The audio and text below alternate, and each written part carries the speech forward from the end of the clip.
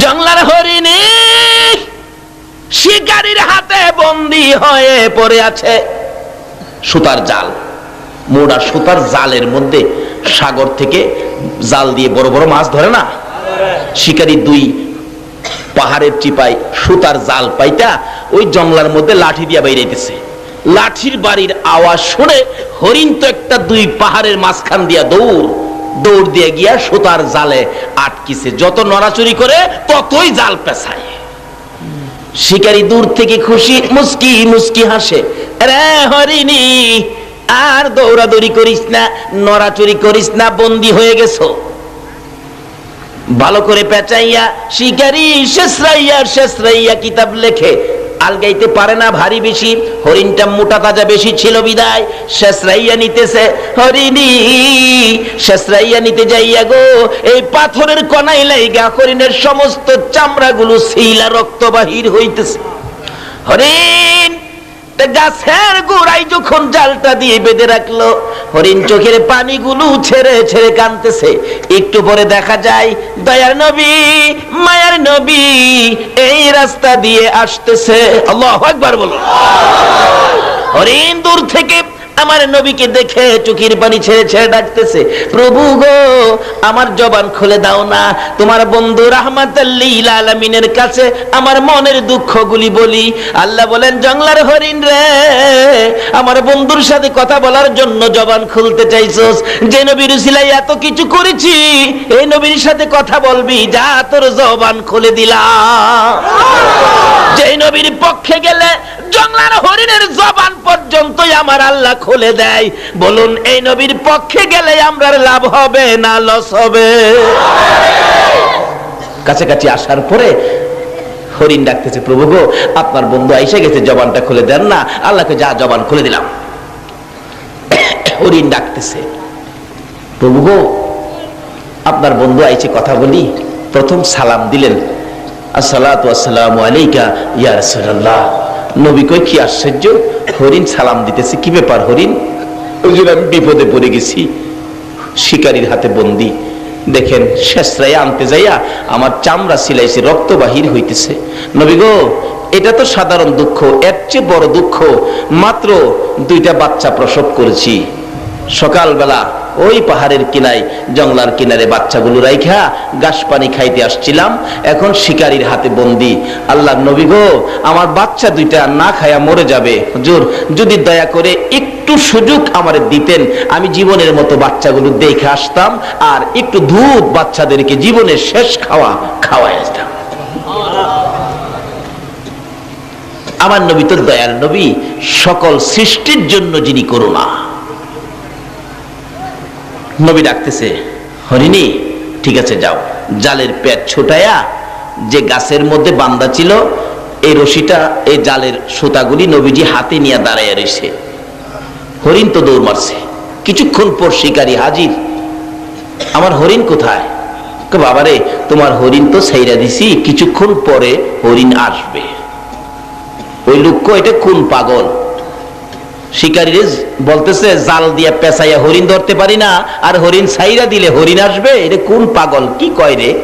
আচ্ছা আপনাদের ধারণা কি যিনি হরিণ ছাড়ছে ফিরা আবার আইবনি?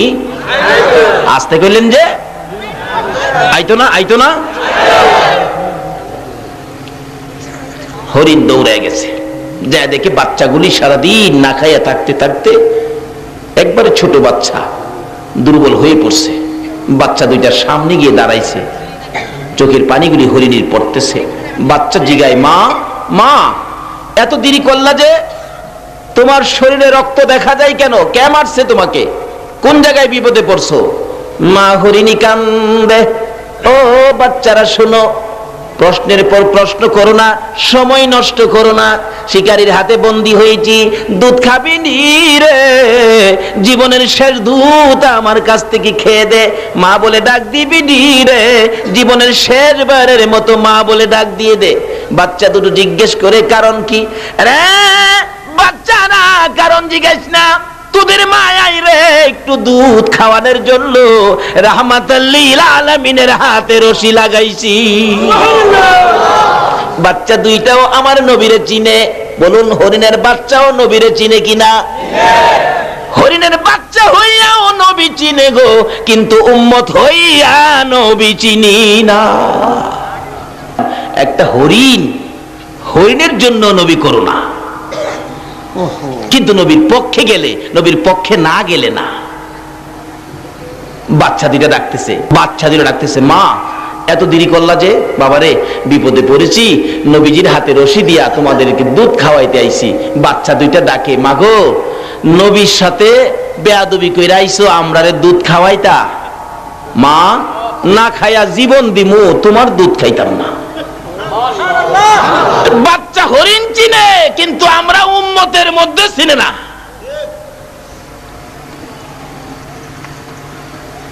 বাচ্চা দুইটা এখন উল্টা কাঁদতেছে,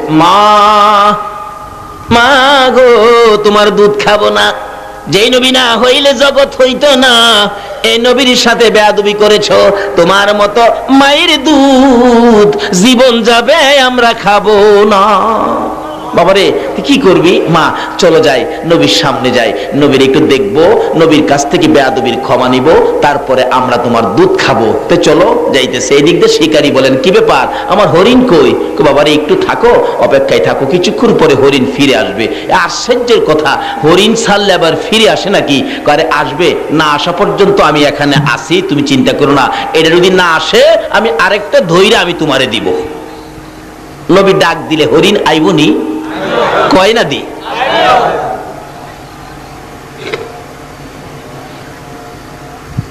আচ্ছা দেখি, কিছুক্ষণ পর দেখা যায় আগে আগে মা হরিণীটা, পিছনে দুইটা বাচ্চা আসতেছে। রাসূল বলেন, বাবারে চিন্তা করো না, ওই যে তোমার হরিণ আসতেছে। শিকারী তাকায় দেখে হরিণ গিয়েছিল একটা, আসতেছে কয়টা? বাচ্চা দুইটা একটু যখন কাছাকাছি এসে গেছে, আমার নবীর সুন্দর চেহারা যখন দেখা যাইতেছে, বাচ্চাগুলো মার আগে আগে যায়। যেই নবীর বাচ্চারা পর্যন্ত ভালোবাসতো গো, আজকে বুঝের হইয়া নবী চিনলাম না। যেদিন আমার নবী মক্কা থেকে হিজরত করে মদিনায় যায়, মদিনার ইতিহাস খুলুন, এখনো মক্কা মদিনা ইতিহাসের ঘন্টা বাজে। আমার নবী মদিনার সীমানার কাছাকাছি গেলে মদিনার লোকেরা দাঁড়িয়ে আছে, নবীকে ভালোবাসা দিবে। যেই নবীর ভালোবাসায় রে ইয়াসরিব নামের পাথরের দেশ সোনার মদিনা হইয়া যায়। লোকেরা দাঁড়িয়ে আছে, নবীকে ভালোবাসা দিবে, কিন্তু বড়দের আগে বাচ্চাগুলো, ছোট ছোট ছেলে মেয়েগুলো একবারে সকলের সামনে গিয়ে দাঁড়িয়ে আছে, হাতে হাত ধরে।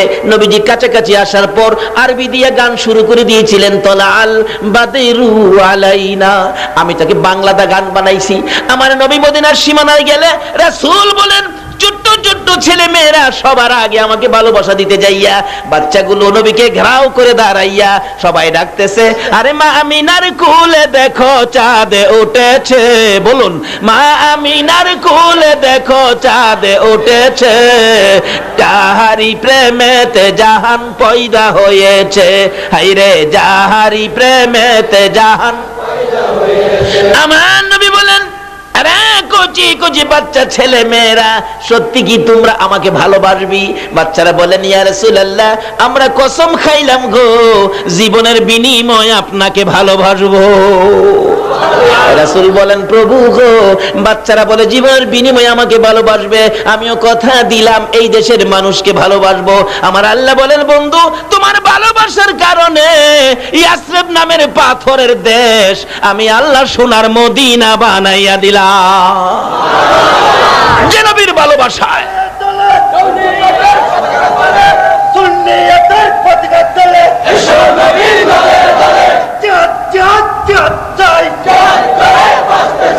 আসুন আগে বাড়ি।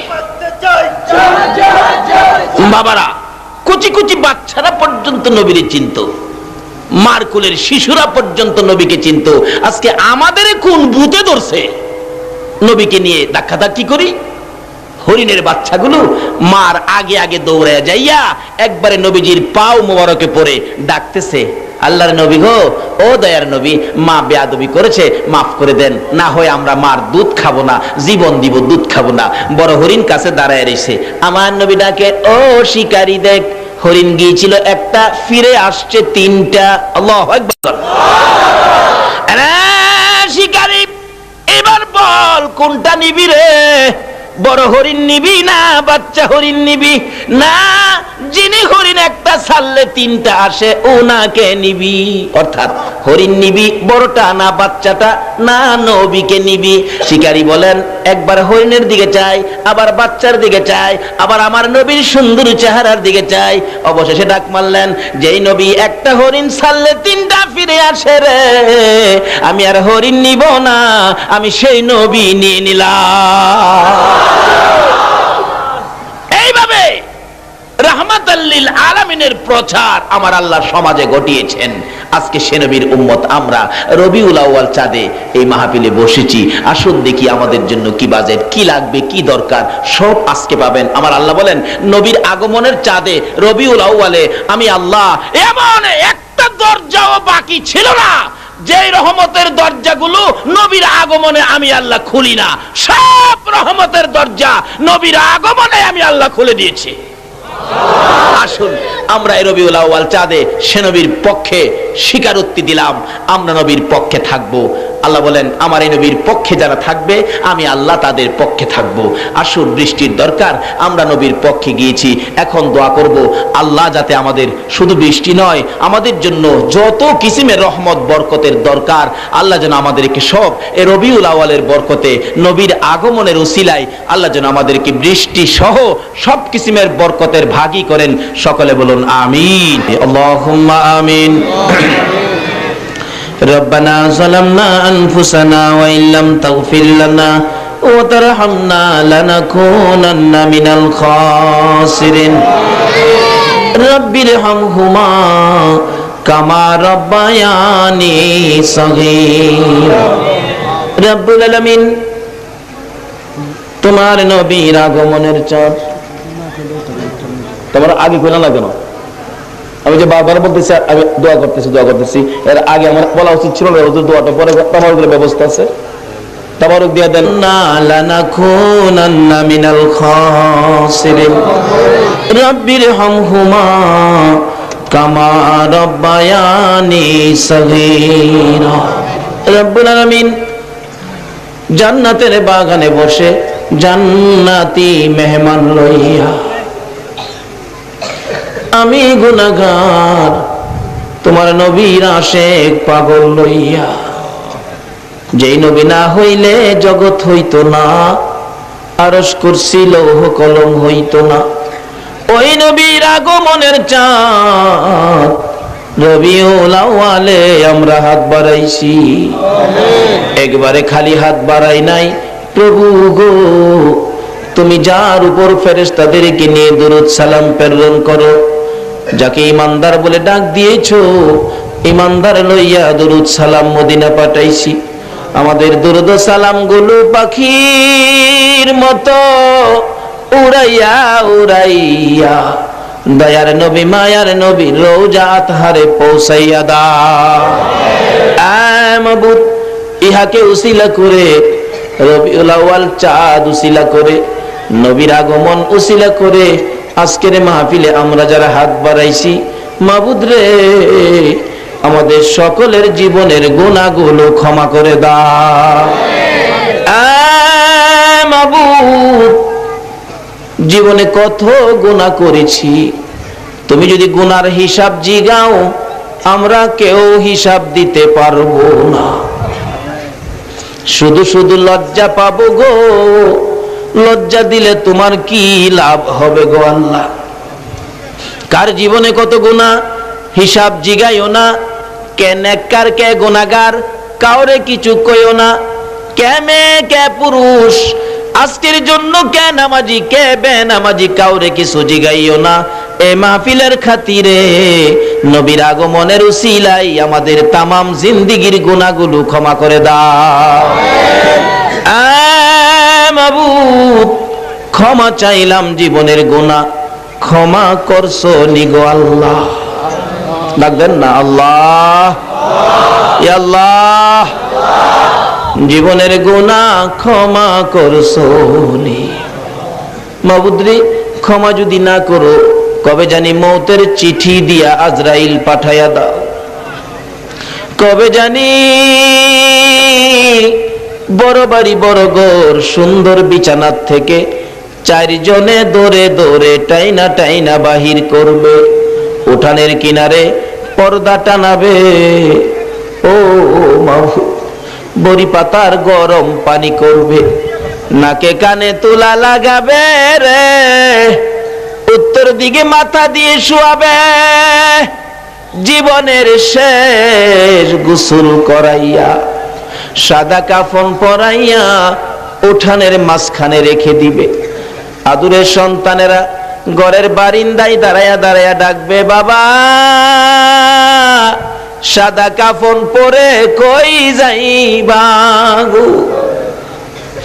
আদুরের স্ত্রী ঘরের ভিতর যাইয়া বিছানাটার পাশে দাঁড়াইয়া ডাকবে, স্বামী গো এই বিছানা খালি করে কই রওনা হয়েছ?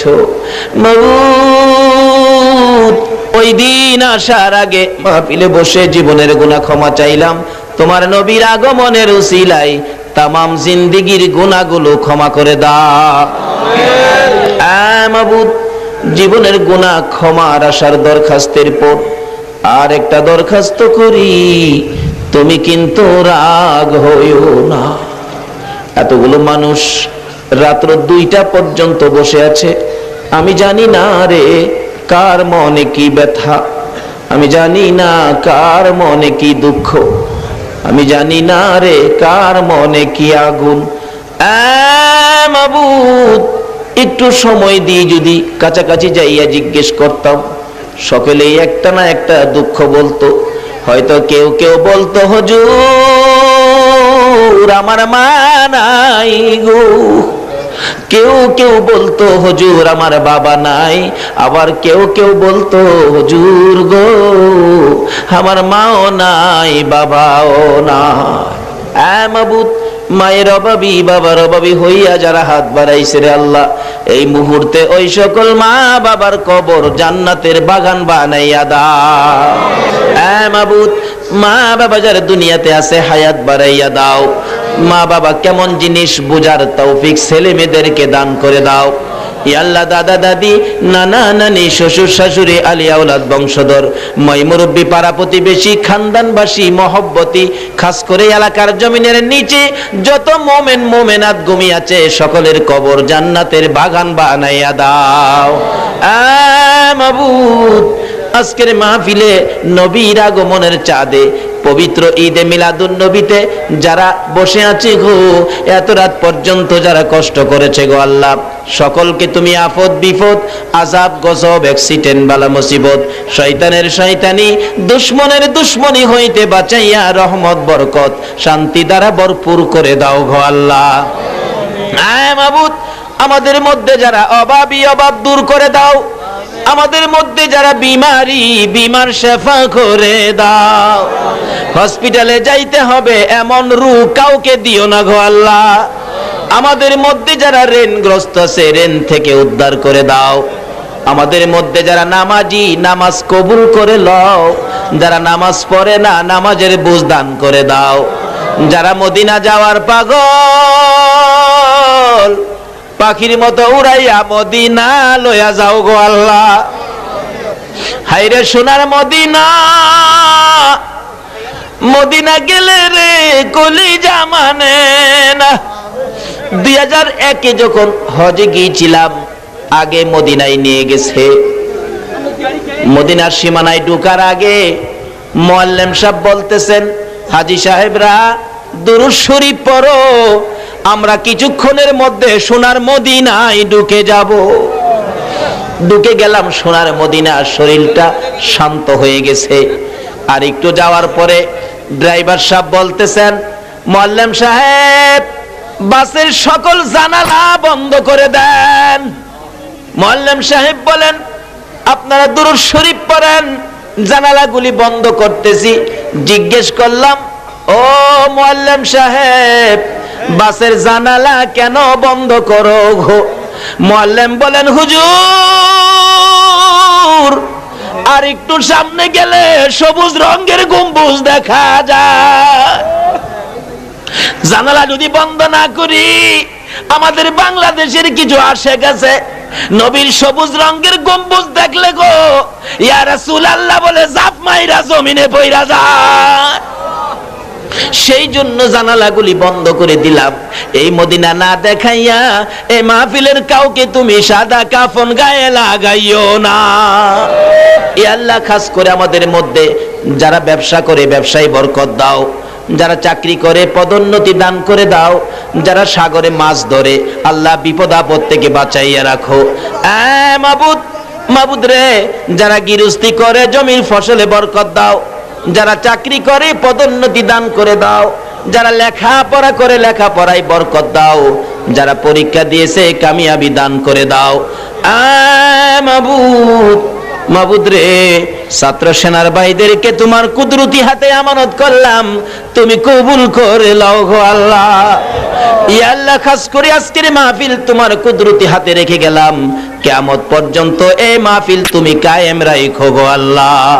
ইয়া আল্লাহ, খাস করে এই মাহফিলকে যারা সাহায্য সহযোগিতা করেছে, বুদ্ধি পরামর্শ দিয়েছে, দূর দূরান্ত থেকে মাহফিলে এসে শরীক হয়েছে, সকলকে তুমি কাল কিয়ামতে নবীর গুদারায় উঠাইয়া ফুলসিরাতের ফুল পার করে দিও গো আল্লাহ। তোমার নবী যেই জান্নাতে থাকবে গো, এই জান্নাতের পাশের জান্নাতি বানাইয়া দিও গো আল্লাহ।